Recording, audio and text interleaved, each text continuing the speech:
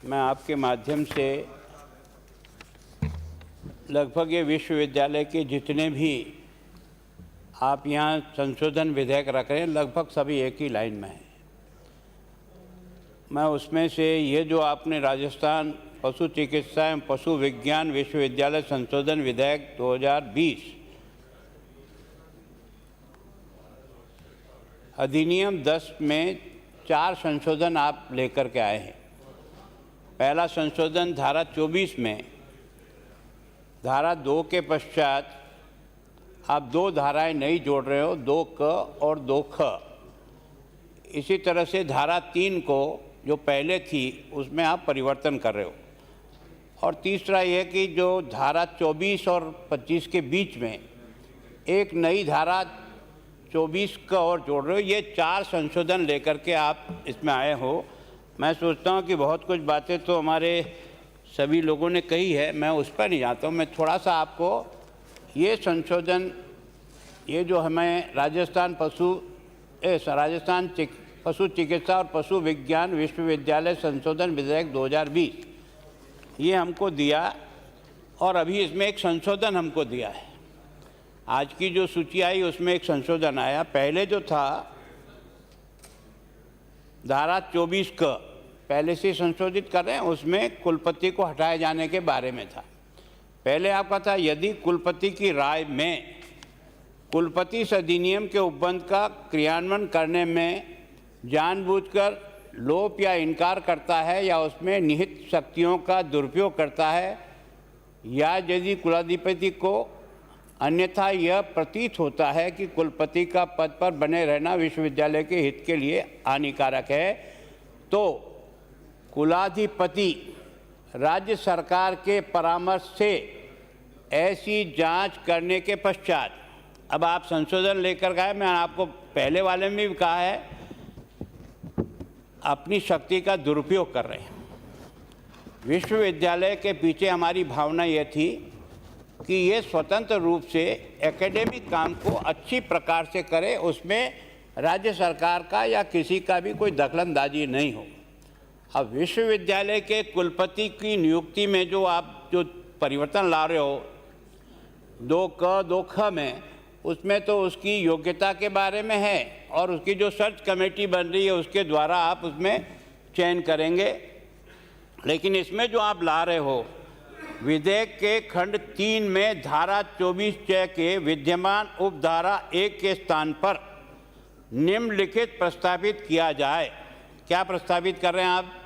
पहले है जो मैंने पढ़ के सुनाया, इस अधिनियम के अंतर्निष्ठ किसी बात के होते हुए भी राज्य सरकार की रिपोर्ट, पहले राज्य सरकार की रिपोर्ट नहीं थी, राज्य सरकार से सहमति से कुलाधिपति करता था। अब आज पहली बार आप विश्वविद्यालय में जो सवेरे वाला था उसमें भी आपने ये किया, इसमें भी आप करने जा रहे हो। आप भले खुश हो जाना, लेकिन इस पद पर लोग बदलते रहते हैं, आते रहते हैं और जाते रहेंगे। आज कौन पार्टी है, कल कौन पार्टी आएगी। वास्तव में इस संस्था को केवल राजनेताओं का पिछलुगू बना करके काम करने की मंशा है तो आपको धन्यवाद। और अगर आप में वास्तव में एजुकेशन जो है ना एकेडमिक स्तर के आधार पर आने वाली पीढ़ी का निर्माण करने का अगर मंशा हो तो ये राजनीतिक स्वार्थ छोड़ो, इसकी क्वालिटी को बनने दो। मैं सोचता हूँ कि आज के पहले मुझे अच्छी तरह से याद है, मैं जब पढ़ता था तो मेरे यहाँ महाजनी साहब कुलपति थे उस समय। मैं सोचता हूँ कि सुखाड़े जी जैसा व्यक्ति भी अगर कोई बात होती तो कुलपति को उससे भी ज़्यादा सम्मान देते थे। मोहन सिंह जी मेहता इस राजस्थान विश्वविद्यालय के कुलपति रहे। मैं सोचता हूँ कि हमने इन विश्वविद्यालयों के इन कुलपतियों के चयन के साथ साथ इसका इतना स्तर गिरा दिया है कि उसके कारण से ये जो शिक्षा के केंद्र हैं ये केवल राजनीतिक अखाड़े बनने की स्थिति में जा रहे हैं धीरे धीरे। चाहे इसमें दोष आप हो, चाहे मेरा हो, चाहे किसी का भी हो। मेरी प्रार्थना है ये जो पहले आपने हमको दिया था उसमें राज्यपाल अर्थात कुलाधिपति वीसी को हटा सकता था, कुलपति को हटा सकता था, लेकिन वो आपकी राय के आधार पर हटा सकता है। ये कानून में पहले से प्रावधान है।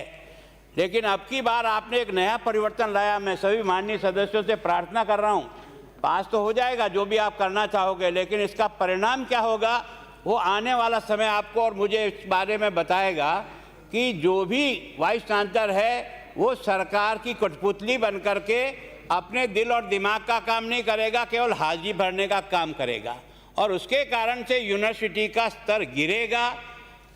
इसकी सारी की सारी जो एकेडमिक अपन सोचते हैं वो एकेडमिक नहीं होगी। आज आप हो, कल कोई तीसरा होगा, परसों कोई 40 सरकार आएगी, कोई भी व्यक्ति बनेगा। अगर इन संस्थाओं को इतना कमज़ोर कर दिया जाएगा तो मैं सोचता हूँ यह इस प्रदेश के हित में नहीं होगा। और मैं जहाँ तक समझता हूँ, आप और मैं भी अधिक ग्रामीण क्षेत्र से आते हैं, है ना। हमारी ग्रामीण क्षेत्र की अर्थव्यवस्था का सबसे बड़ा कोई आधार था तो पशुपालन ही आधार था। मैं जब बचपन में था तो मैं कोई खेती से जुड़ा हुआ परिवार नहीं हूँ, लेकिन मेरे गांव में सबसे सम्मानित व्यक्ति वो माना जाता था जिसके घर में सबसे ज़्यादा पशुधन होता था, वही गांव का मुखिया माना जाता था। धीरे धीरे उसमें गिरावट आने के साथ साथ अब बचा कुचा जो भी पशुधन है उस पशुधन को भी ठीक प्रकार से संभालने के लिए आपने विश्वविद्यालय तो जरूर बना रखा है, लेकिन इस विश्वविद्यालय की स्थिति क्या है इसके बारे में तो कभी विचार करो। ये केवल पशु विश्वविद्यालय की जो स्थिति है, आपको लगता है कि जब वहाँ कुछ स्टाफ ही नहीं है, वहाँ पढ़ने वाले बच्चे ऐसे ही डिग्रियाँ ले लेकर के जा रहे हैं, इन डिग्रियों को लेकर के वो और आगे क्या कल्याण करेंगे। मतलब बिना स्टाफ के और बिना प्रोफेसर के, बिना रीडर के जो भी बच्चे वहाँ से डिग्री लेकर के जाएंगे वो किस प्रकार की डिग्री लेके जाएंगे। और आज भी मैं कह सकता हूँ कि अगर ग्रामीण क्षेत्र में किसान को मजबूत किया जाए तो उसका एक पाँव ये भी मजबूत पाँव है।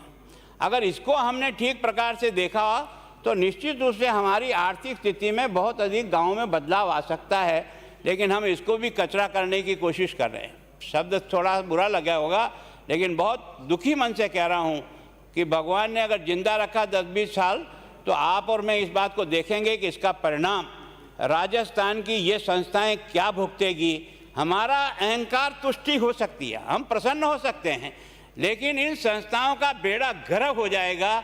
ये केवल मैं सोचता हूँ वो जो गवर्नमेंट सर्वेंट जो 3rd ग्रेड का मास्टर होता है ना, वो तो और भी सम्मान से नौकरी करेगा, पर ये वाइस चांसलर तो केवल सलामी ठोकने के अलावा और कुछ नहीं। या तो आएगा नहीं, या तो अच्छे व्यक्ति इस सिलेक्शन में ही नहीं आएंगे।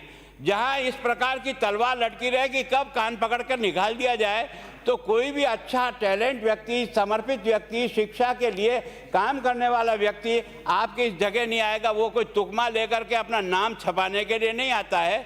जो शिक्षा को समर्पित लोग होते हैं ना, वो किसी की मन और भावना के आधार पर शिक्षा का काम करते हैं।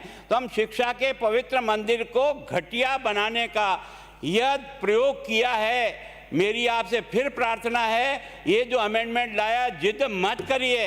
अगर आपको पूछना हो तो एक बार मुख्यमंत्री से फिर पूछ लीजिए। इस प्रकार के अमेंडमेंट करके आने वाले राजस्थान के भविष्य को मत बिगाड़िए, मत बगाड़िए। यही आपसे मेरी निवेदन है।